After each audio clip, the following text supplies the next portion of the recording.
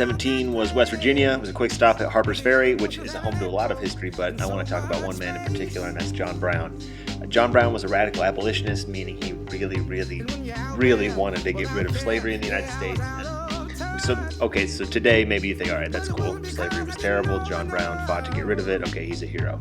He led militia forces in Kansas, that's where he's originally from, to stop the spread of slavery there in 1850. But what a guy, right? But then, what if I told you that he and his supporters murdered 5 people in their homes with an axe in Kansas? Or that in 1859 he attempted to raid Harpers Ferry with a band of only 20 people. And then he attempted to raid the federal armory with those 20 people.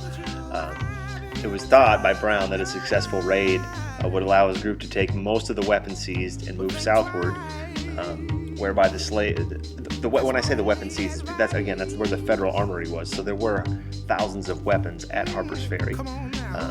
And he wanted to take those weapons and then move southward, whereby the slaves in the South, he thought, would rise up and fight, thereby hopefully starting a war that would end slavery. He was a radical abolitionist. That was his goal. Let's end slavery. The raid, as you can imagine, was a disaster. First of all, Harpers Ferry is about as tough of a place to attack as you could design. It has extremely steep hills, woods. It's surrounded by a river. I couldn't even shoot video there. It was so wooded and hilly, so that's why most of this video is garbage. Brown's attempted to attack that with 20 men, the federal armory. Brown successfully took the armory, considering there was only one person guarding it, but then immediately got pinned down by local gunfire when everyone found out what was going on. And then U.S. Marines showed up that were led by Robert E. Lee, one of the best generals that would fight in the Civil War to come in the 1860s, and killed 10 of Brown's force, captured 10 more, including Brown, who was then hung. It was a national story. I mean, and Brown was instrumental. Was he a hero or was he crazy? In your opinion, that's the question for this round.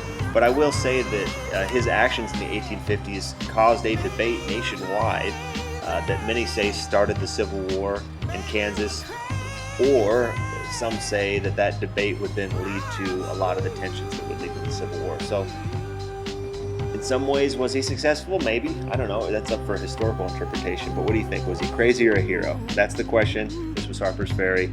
Stay tuned for a response.